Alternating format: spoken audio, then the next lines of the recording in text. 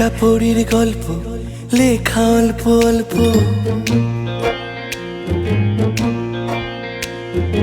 একটা পরীর গল্প লেখা অল্প অল্প।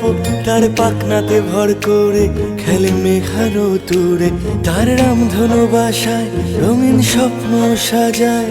মনের ছিলে কোঠায় দুটো শালিক ঝগড়া বাঁধায়, ও যে ঝগড়া নয় শালিকের গোপন ভালোবাসা। মুখ ফুটে বলবি কবে, বুক বেঁধেছি আশায়।